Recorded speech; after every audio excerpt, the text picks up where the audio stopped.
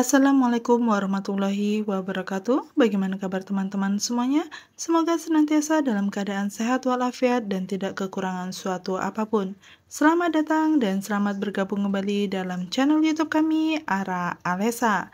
Kali ini kita masih akan membahas mengenai latihan soal CPNS maupun P3K tahun 2024 dengan formasi Polisi Pamong Praja, materi SKB atau teknis tentang peraturan pemerintah, Nomor 2 Tahun 2018 tentang standar penerapan minimal. Kali ini kita akan membahas sebanyak 25 soal. Bagi teman-teman yang ingin memiliki modul maupun latihan soal lainnya, dapat memesannya di link yang sudah kami sematkan di deskripsi video ini. Langsung saja untuk soal yang pertama. Dalam konteks SPM, Sektor Ketentraman dan Ketertiban Umum, Polisi Pamong Praja pertama memiliki tanggung jawab pelayanan dasar di tingkat provinsi berupa A. Pelayanan informasi rawan bencana, B. Pelayanan ketentraman dan ketertiban umum provinsi, C. Pelayanan pencegahan dan kesiapsiagaan bencana, D. Pelayanan penyelamatan korban kebakaran, E. Pelayanan evakuasi korban bencana. Jawaban yang tepat adalah B. Berdasarkan PP nomor 2 tahun 2018, pasal 9 ayat 2, jenis pelayanan dasar SPM ketentraman dan ketertiban umum untuk tingkat provinsi adalah pelayanan ketentraman dan ketertiban umum provinsi. Selanjutnya soal nomor 2. Menurut PP nomor 2 tahun 2018, siapakah penerima pelayanan dasar ketentraman dan ketertiban umum di level provinsi yang menjadi tanggung jawab Polisi Pamong Praja? A. Seluruh masyarakat di wilayah provinsi. B. Masyarakat yang terdampak bencana provinsi. C. Warga yang terkena dampak gangguan ketertiban akibat pelanggaran Perda provinsi. D. Warga yang terkena dampak gangguan ketertiban akibat pelanggaran Perda kabupaten atau kota. E. Masyarakat yang membutuhkan layanan darurat. Jawaban yang tepat adalah C. Sesuai pasal 9 ayat 5 huruf A, penerima layanan adalah warga yang terkena dampak gangguan ketentraman dan ketertiban umum akibat penegakan hukum terhadap pelanggaran Perda provinsi. Berikutnya soal nomor 3. Dalam implementasi SPM ketentraman dan ketertiban umum, standar teknis yang harus dipenuhi Polisi Pamong Praja mencakup A. Standar jumlah personel dan sarana prasarana, B. Standar waktu respon dan prosedur operasi, C. Standar jumlah barang atau jasa, personel dan petunjuk teknis, D. Standar kualifikasi personel dan anggaran, E. Standar operasional dan tata laksana. Jawaban yang tepat adalah C. Menurut pasal 9 ayat 4, standar teknis SPM mencakup standar jumlah dan kualitas barang atau jasa, standar jumlah dan kualitas personel, serta petunjuk teknis pemenuhan standar. Berikutnya soal nomor 4. Seorang polisi Pamong Praja pertama harus memahami bahwa penerapan SPM dilaksanakan dengan tahapan A. Perencanaan, pelaksanaan, monitoring, evaluasi, B. Pengumpulan data, penghitungan kebutuhan, perencanaan, pelaksanaan, C. Identifikasi masalah, perencanaan, implementasi, evaluasi, D. Penyusunan standar, sosialisasi, penerapan, pelaporan, E. Penetapan target, pengorganisasian, pelaksanaan, pengawasan. Jawaban yang tepat adalah B. Berdasarkan pasal 11 ayat 2, tahapan penerapan SPM meliputi pengumpulan data, penghitungan kebutuhan pemenuhan pelayanan dasar, penyusunan rencana, dan pelaksanaan. Berikutnya soal nomor 5. Ketika melakukan pengumpulan data untuk penerapan SPM, Polisi Pamong Praja harus mengumpulkan data mencakup A. Jumlah personel dan anggaran yang tersedia, B. Jumlah pelanggaran dan penindakan yang dilakukan, C. Identitas warga penerima layanan dan ketersediaan sarana prasarana, D. Data historis gangguan ketertiban 3 tahun terakhir. E. Pemetaan wilayah rawan gangguan ketertiban. Jawaban yang tepat adalah C. Sesuai pasal 12 ayat 3, pengumpulan data mencakup jumlah dan identitas lengkap warga penerima layanan, serta jumlah barang atau jasa termasuk sarana prasarana yang tersedia. Berikutnya soal nomor 6. Dalam pelaksanaan pemenuhan SPM, tindakan yang dapat dilakukan polisi Pamong Praja adalah A. Memberikan sanksi administratif, B. Menyediakan barang atau jasa, dan atau melakukan kerjasama daerah. C. Menerapkan tindakan preventif dan represif, D. Melakukan pembinaan kepada masyarakat, E. Menetapkan kawasan tertib. Jawaban yang tepat adalah B.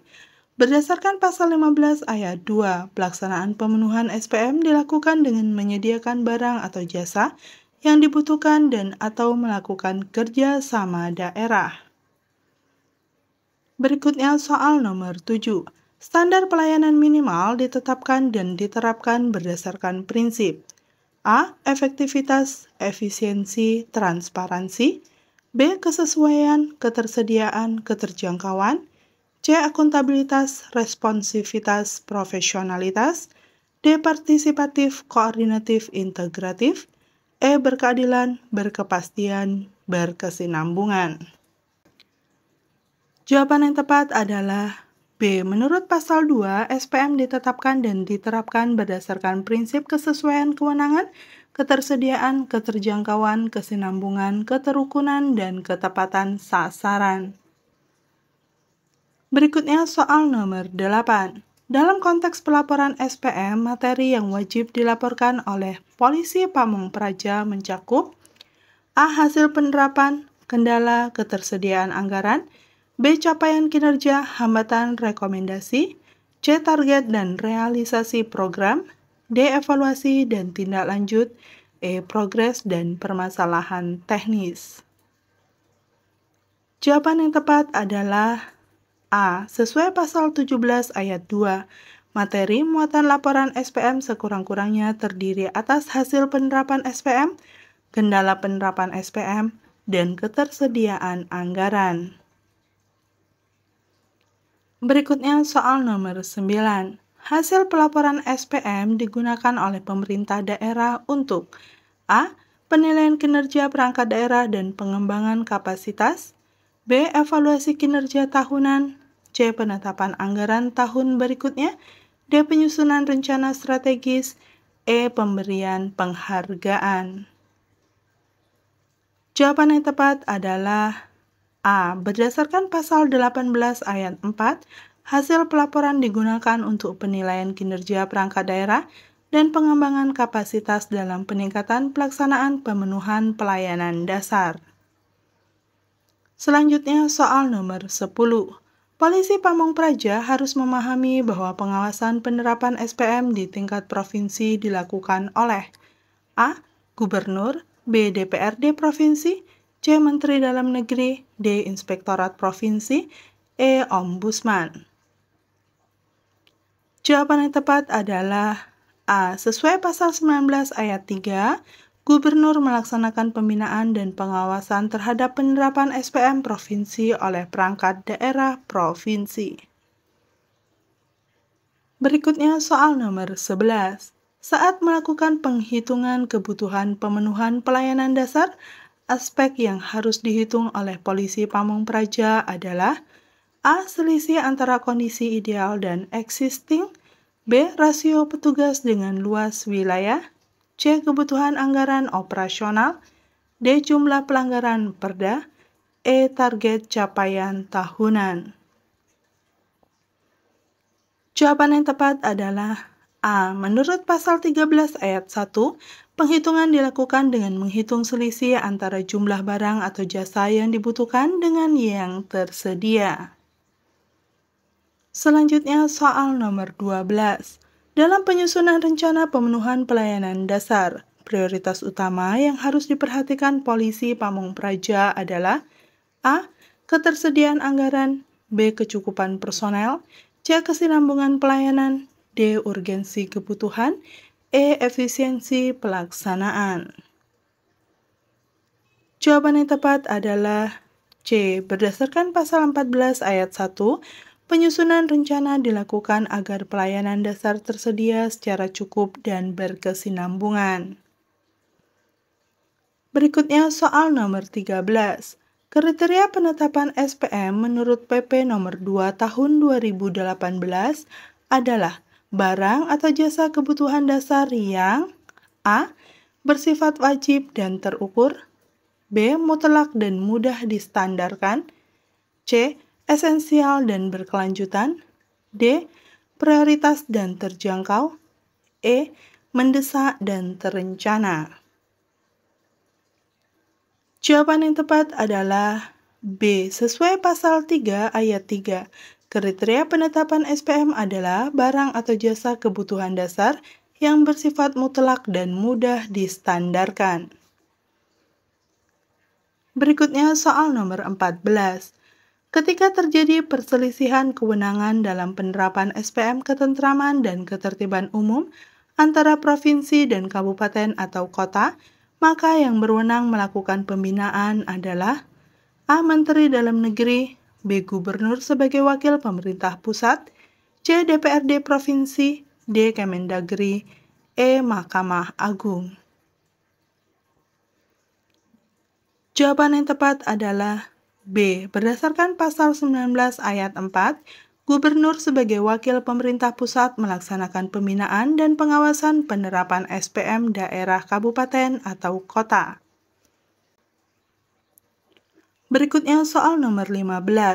Dalam konteks pelaksanaan SPM, Polisi Pamong Praja dapat memberikan bantuan pemenuhan kebutuhan dasar dengan prioritas kepada A. Kelompok rentan, B. Masyarakat miskin, C. Korban bencana, D. Lansia dan difabel, E. Anak-anak. Jawaban yang tepat adalah B. Menurut pasal 15 ayat 3, bantuan pemenuhan barang atau jasa kebutuhan dasar diprioritaskan bagi masyarakat miskin atau tidak mampu. Berikutnya soal nomor 16. Satuan Polisi Pamong Praja Provinsi X menemukan bahwa terjadi peningkatan gangguan ketertiban umum akibat pelanggaran Perda tentang pengelolaan sampah. Langkah prioritas yang harus dilakukan sesuai SPM adalah A. Melakukan penindakan langsung, B. Mengumpulkan data penerima layanan terdampak, C. Memberikan sanksi administratif, D. Melakukan sosialisasi Perda, E. Berkoordinasi dengan Dinas Kebersihan. Jawaban yang tepat adalah B. Sesuai pasal 12, langkah pertama dalam penerapan SPM adalah pengumpulan data penerima layanan yang terdampak gangguan ketertiban. Berikutnya soal nomor 17. Polisi Pamong Praja sedang menyusun laporan penerapan SPM provinsi. Data yang wajib dimasukkan dalam rekapitulasi adalah A. Penerapan SPM kabupaten atau kota, B. Anggaran yang terserap, C. Jumlah personel yang terlibat, D. Capaian target tahunan, E. Kendala operasional.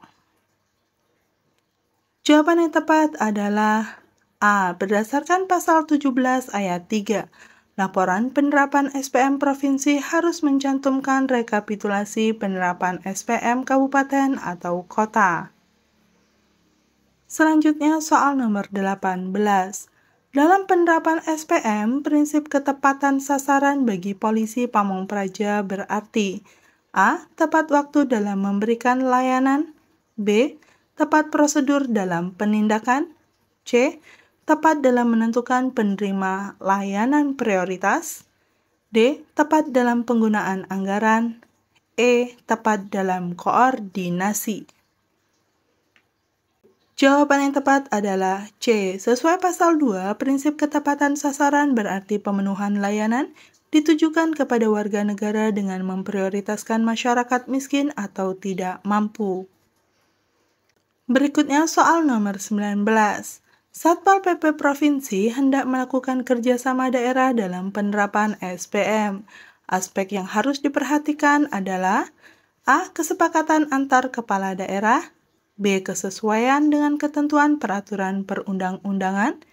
C. Ketersediaan anggaran daerah. D. Kajian akademis. E. Persetujuan DPRD. Jawaban yang tepat adalah B. Menurut pasal 15 ayat 2 huruf B, kerjasama daerah dalam penerapan SPM harus sesuai dengan ketentuan peraturan perundang-undangan. Selanjutnya soal nomor 20. Dalam evaluasi penerapan SPM ketentraman dan ketertiban umum, ditemukan bahwa capaian masih di bawah standar. Tindakan yang harus dilakukan polisi Pamong Praja adalah A. Merevisi target, B. Mengajukan penambahan anggaran, C. Menyusun rencana penyempurnaan kebijakan, D. Memberikan sanksi pada unit yang tidak capai target, E. Melakukan mutasi personel. Jawaban yang tepat adalah C. Sesuai pasal 18 ayat 4 huruf C. Hasil evaluasi digunakan untuk penyempurnaan kebijakan penerapan SPM dalam perencanaan dan penganggaran pembangunan daerah. Berikutnya soal nomor 21. Standar pelayanan minimal atau SPM bidang ketentraman dan ketertiban umum yang dilaksanakan oleh Satuan Polisi Pamong Praja menurut PP nomor 2 tahun 2018 merupakan urusan pemerintahan wajib yang berkaitan dengan A. Pelayanan administrasi, B. Pelayanan teknis, C. Pelayanan dasar, D. Pelayanan umum, E. Pelayanan khusus. Jawaban yang tepat adalah C. Berdasarkan PP nomor 2 tahun 2018 pasal 3 ayat 1, ketentraman, ketertiban umum, dan perlindungan masyarakat merupakan urusan pemerintahan wajib yang berkaitan dengan pelayanan dasar. Berikutnya soal nomor 22. Dalam melaksanakan tugas penegakan Perda, Satuan Polisi Pamong Praja harus memperhatikan standar pelayanan minimal yang ditetapkan berdasarkan prinsip A. Kesesuaian kewenangan dan keterjangkauan, B. Ketersediaan dan kesinambungan, C. Keterukuran dan ketepatan sasaran, D. Keterukuran dan keterjangkauan, E. Kesesuaian kewenangan, ketersediaan, keterjangkauan, kesinambungan, keterukuran, ketepatan sasaran. Jawaban yang tepat adalah E. Pasal 2 PP nomor 2 tahun 2018 menyatakan SPM ditetapkan dan diterapkan berdasarkan prinsip kesesuaian kewenangan, ketersediaan, keterjangkauan, kesinambungan, keterukuran, dan ketepatan sasaran. Berikutnya soal nomor 23. Menurut PP nomor 2 tahun 2018 dalam pelaksanaan pemenuhan SPM, ketentraman dan ketertiban umum, Satuan Polisi Pamong Praja dapat A. Membebaskan biaya pelayanan untuk masyarakat miskin, B. Menetapkan retribusi pelayanan, C. Mengabaikan standar teknis, D. Mendelegasikan ke pihak ketiga, E. Menerapkan sanksi administrasi. Jawaban yang tepat adalah A. Pasal 15 ayat 3 huruf A mengatur bahwa dalam pelaksanaan pemenuhan pelayanan dasar, Pemda dapat membebaskan biaya untuk memenuhi kebutuhan dasar dengan memprioritaskan masyarakat miskin. Berikutnya soal nomor 24. Penghitungan kebutuhan pemenuhan SPM ketentraman dan ketertiban umum oleh Satuan Polisi Pamong Praja dilakukan dengan cara A. Estimasi anggaran, B. Prediksi gangguan, C. Menghitung selisih antara kebutuhan dan ketersediaan, D. Survei kepuasan, E. Pemetaan wilayah. Jawaban yang tepat adalah C. Pasal 13 ayat 1 mengatur bahwa penghitungan kebutuhan dilakukan dengan menghitung selisih antara jumlah barang atau jasa yang dibutuhkan dengan jumlah yang tersedia. Berikutnya soal nomor 25. Rencana pemenuhan SPM ketentraman dan ketertiban umum oleh Satpol PP ditetapkan dalam A. Renstra SKPD, B. Renja SKPD, C. Dokumen perencanaan dan penganggaran pembangunan daerah, D. Dokumen pelaksanaan anggaran, E. Laporan kinerja instansi. Jawaban yang tepat adalah C. Pasal 14 ayat 2 mengatur bahwa rencana pemenuhan pelayanan dasar ditetapkan dalam dokumen perencanaan dan penganggaran pembangunan daerah. Demikian soal-soal yang dapat kita bahas kali ini. Semoga bermanfaat bagi teman-teman semua, serta sukses untuk kita semua. Terima kasih. Wassalamualaikum warahmatullahi wabarakatuh.